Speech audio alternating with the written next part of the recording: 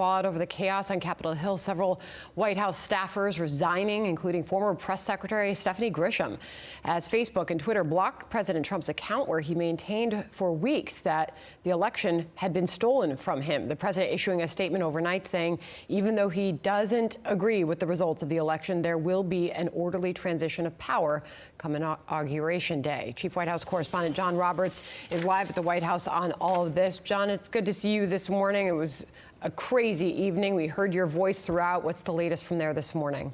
Good morning to you, Sandra. You know, there really has been in the last 24 hours a sea change in the administration and even more broadly in the Republican Party. A lot of people now openly splitting with President Trump, including his former chief of staff and his special envoy to Northern Ireland, Mick Mulvaney, who submitted his resignation yesterday as a result of what was going on. Mulvaney talking about it more on CNBC this morning. Listen here.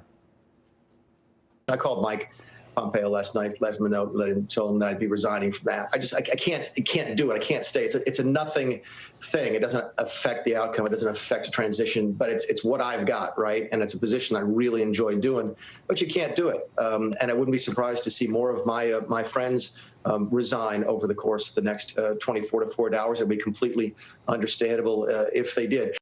You can also add to the resignations the Deputy National Security Advisor Matt Pottinger, though he had been planning to leave for some time and would have in 13 days anyways. As well, you mentioned Stephanie Grisham, the First Lady's Chief of Staff, and the Social Secretary, Ricky Nocetta. As well, last night, the Deputy Press Secretary, Sarah Matthews, calling me to tell me that she was going to resign as a result of what happened yesterday, in a statement to me saying, quote, "I was honored to serve in the Trump administration and proud of the policies we enacted. As someone who worked in the halls of Congress, I was deeply disturbed by what I saw today. I'll be stepping down from my role effective immediately. Our nation needs a peaceful transfer of power." You mentioned the president's statement, Sandra.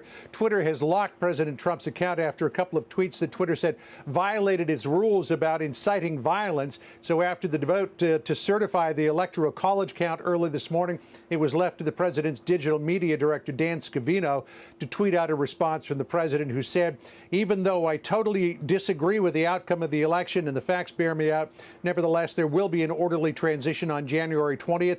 I have always said we would continue our fight to ensure that only legal votes were counted.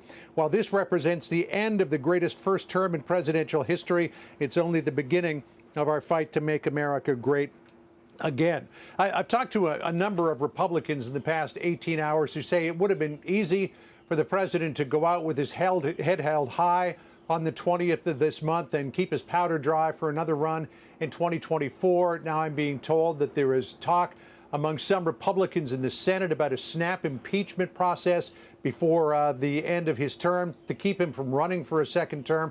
There were also some rumblings about potentially using the 25th Amendment to remove him from power. That would have to be done at the cabinet secretary level. I checked with a couple of cabinet secretaries yesterday who said there's no momentum to do that. So that part of it, at least, may only be talk. But there's no question that politically, the president finding himself this morning much more isolated than he was just 24 hours ago. Sandra? And we'll have developments throughout the morning as we hear from the White House. John Roberts, thank you.